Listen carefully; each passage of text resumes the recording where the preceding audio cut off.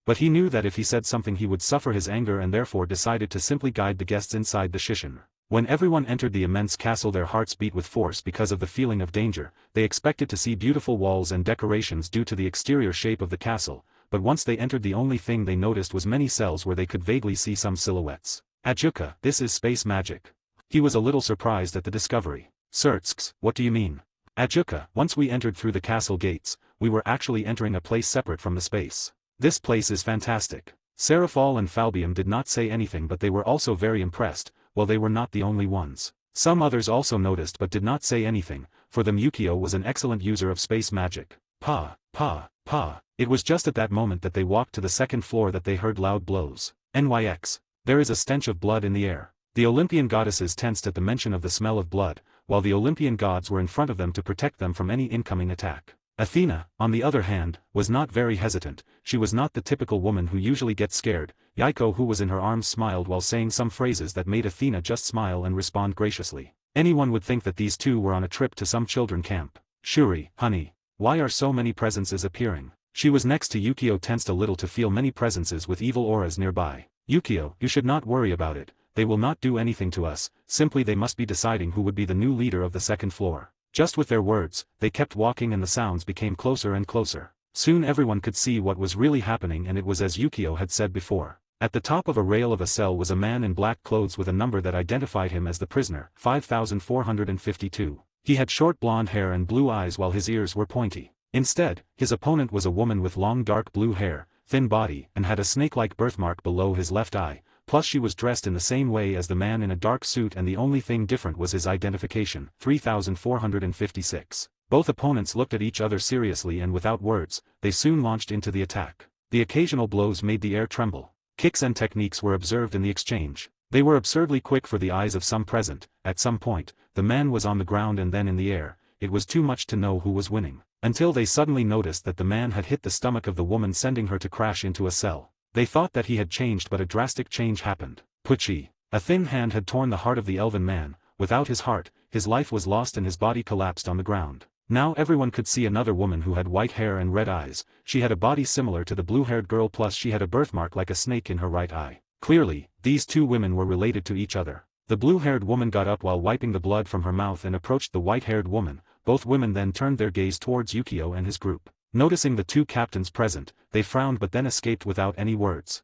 Claudia or Bill did not persecute them, they simply urged others to keep walking. This was normal here. Each floor had a boss and Yukio did not care. After all the criminals who went to the second floor of the Shishin were destined to be forced to serve the Empire, or their death had already been decided. The more they walked, the more fights they could notice. They would occasionally notice the same women fighting, and they seemed to have the strategy of one distracting the enemy while the other would give the death blow. They also noticed a muscular man with white hair and golden eyes who was practically destroying all his enemies as if they were made of paper. His physical strength was absurd. Some prisoners tried to attack them, and that made all the guests nervous, but Claudia just smiled and said a few sentences. Claudia, uwuouo, with a few simple words. All of them were immediately put in agonizing pain as they rolled on the floor. But Claudia just ignored them and continued to take firm steps, while some guests who followed Bill now seemed to go after her. Yukio, as they were walking, began to explain to everyone what happened. Yukio, this prison consists of 4 floors. The first is where only those who have slight sins are directed, the second were those who betrayed the Empire or caused many deaths,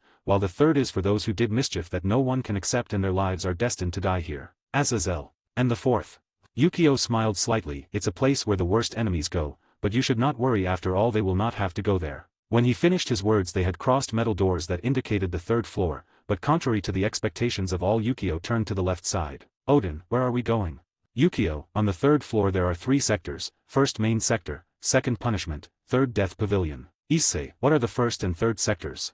Yukio was not going to say anything, but noticed that this was his brother who asked him the decision to at least respond. The 1st sector is for those prisoners on the 3rd floor who have finished their punishment and stay alive in the main sector, whether they want to live there or kill to become the floor manager. Everyone could understand that then, each of those who ended their punishment would be sent to the main sector with the intention of living his life. But would not he die anyway? If this floor is like the previous one where everyone fought to be the head of the floor, it was obvious that they would die even without interfering in the affairs of others. Yukio, as for the Pavilion of Death, it is as its name indicates. This is where the guards execute the prisoners. Up to this point, some had doubts. To execute the prisoners. For what? Everyone could notice that the prisoners themselves were killing each other, so why would the guards kill them? But Yukio did not think about explaining anything, and soon they reached the sector of punishment. The moment they crossed those doors they all frowned and felt some fear in their hearts as they walked slowly down the corridor that was dimly lit. Pa, Kaya.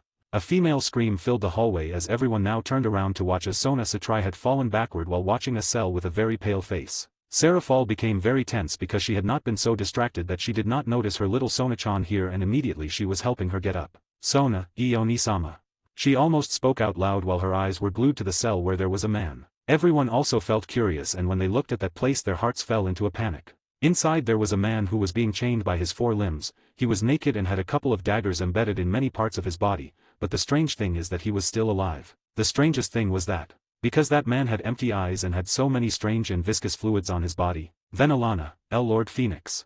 She quickly recognized the man while her eyes were fixed on Reiko, who had been by Yukio's side without saying a word. Reiko also looked at the man, but she did not have any expression. She just stuck to her husband's body as if she wanted to be hugged, which Yukio fulfilled. Yukio, let's move on, then you can look at it again. Yukio's cold words made everyone feel that this man, he really was not a good person. Sarah Fall picked up her younger sister and immediately urged them to go together. Sikvera, who was with Sona, also had to join the group of sisters. When they passed another cell they went blank when they saw Razor Phoenix. Or rather what was left of him. The body of Razor Phoenix was lying in a viscous puddle while it was impaled with different weapons on the ground. That was scary. Yukio felt that Reiko trembled a little, and he knew it was something anguishing for her to see this scene. Besides that, he was the one who made these things happen. But Reiko did not really move away from Yukio. She already knew that her ex-husband and her son had died a long time ago. Only that seeing them was different from imagining it, but she was not blaming Yukio. She knew that her ex-husband and her son Razor deserved this kind of punishment for all the atrocities they had committed over the years. Besides, how could she call son a man who looked at her lasciviously every day? With that in mind, she only took Yukio's hand without caring about the looks of others. The other wives did nothing to stop her because in a way everyone knew that this moment was necessary for her. Help. Someone. Get me out of here. And no, please do not go away.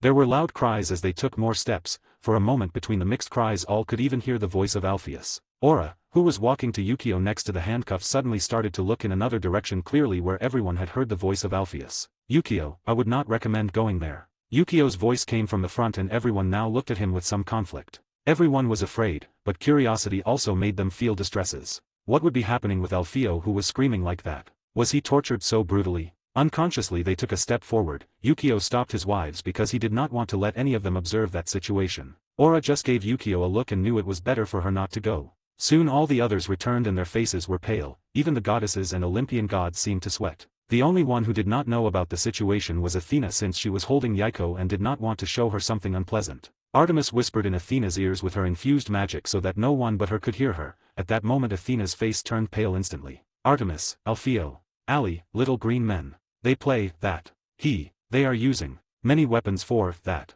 Athena was a woman who maintained her virtue throughout her life but was not a fool not to know what Artemis was referring to, and she felt really scared. Alfeo was raped? What a cruel fate for a rapist. But the way Artemis described it was as if those little green men used weapons to put inside that place of Alpheus. No, it was like that, or was it yes? While she had those thoughts, they had already arrived in a cell where everyone was staring. Azazel, help me.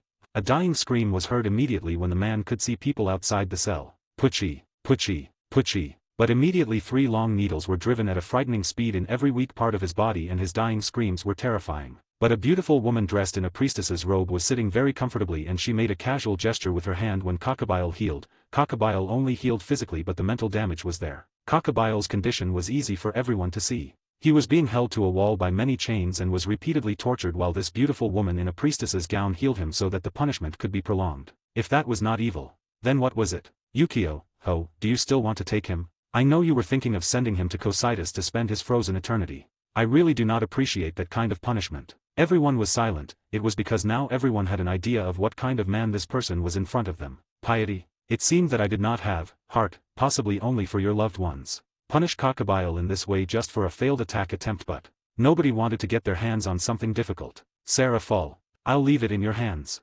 Yukio, that's what I thought. What happened to my order? Sarah Fall glanced at Yaiko in Athena's arms and then at Koisha before she replied, they're almost done. I'll make an extra as my gift to you. Thanks for punishing Cockabile on my behalf. She bowed while. Was it respectful? Everyone was stunned to see the most childish woman in the whole underworld do something so respectfully. Sarah Fall felt shy by all eyes and only smiled hollowly before returning to her group. The Olympian gods observed the place and felt somewhat relieved. Previously they were angry because Yukio had severely hit Dionysus. But comparing the punishment that Dionysus received with the people in these behind these bars, it could be said that he was now in heaven. Aura looked at the man who was now his king with some complication. What kind of man was he? It was good, but it also had its evil side. For some strange reason, she felt an emotion arise from her when imagining the bad side of Yukio. NYX, I can say that he is suffering properly, but what happened to the other fallen angels who were taken prisoner?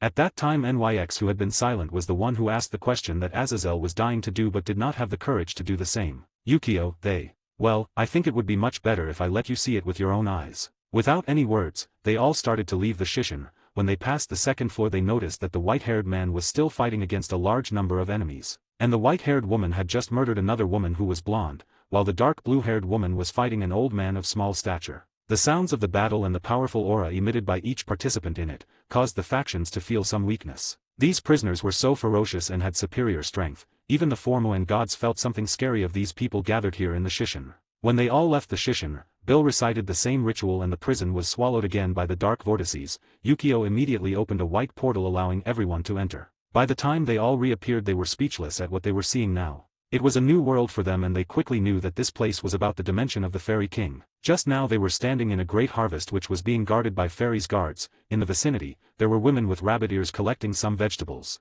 There were also men planting and some other women of different races occasionally saw each other. But Azazel and the other factions were looking at a group in common. They all had common human appearances while happily picking up some crops. At the moment when that group of ordinary humans noticed Yukio, everyone quickly they approached out with big smiles. My respects to the Fairy King.